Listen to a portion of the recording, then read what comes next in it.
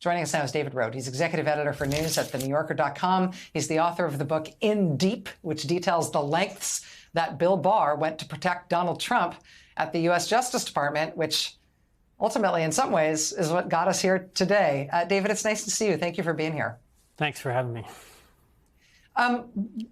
Do you think it is fair to see this indictment today as the sort of fruit that was grown on the tree that was Bill Barr? When Bill Barr came in basically to try to protect Trump at the U.S. Justice Department, did that effectively set in motion the chain of events and the timeline that led to this indictment today? It did, and it's partly this, crazy theory that, sitting presidents cannot be indicted. This Office of Legal Counsel opinion in the Justice Department that came up so many times in the Mueller investigation. It came up again in the Cohen case. And if we had a more functional Congress, that would be, I think, a reform that would maybe help our democracy. That, presidents, aren't immune from prosecution or investigation in all forms by the Justice Department while they're in office. But now we are here today. Was Trump clearly in the court papers when Cohen pled guilty? Trump was individual one.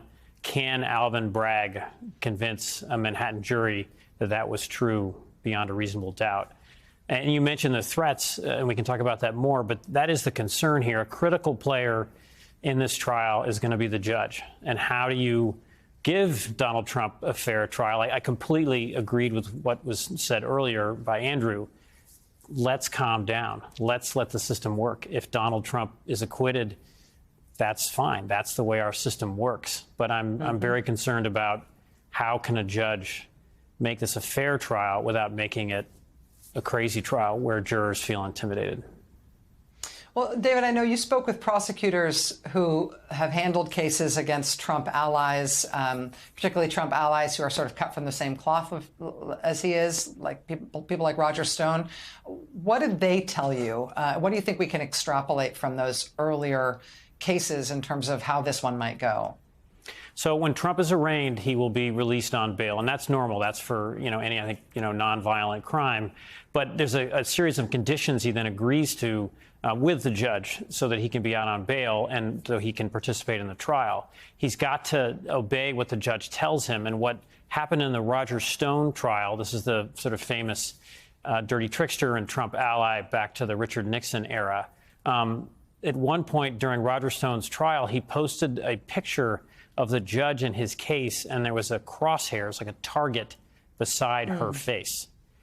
She then, and it's her right as a judge, and judges can do this with the defendant, she issued a partial gag order that barred Roger Stone from posting anything online regarding that trial.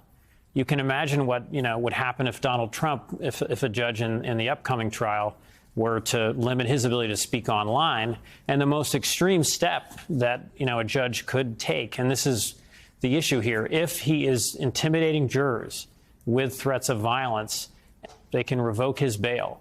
So that's why the judge is such a critical player in this. Frankly, it's in Donald Trump's interest to stay calm and to act, calmly and sanely and say, I'm not afraid of this trial. I trust this system. I trust jurors. But he certainly doesn't have a history of that.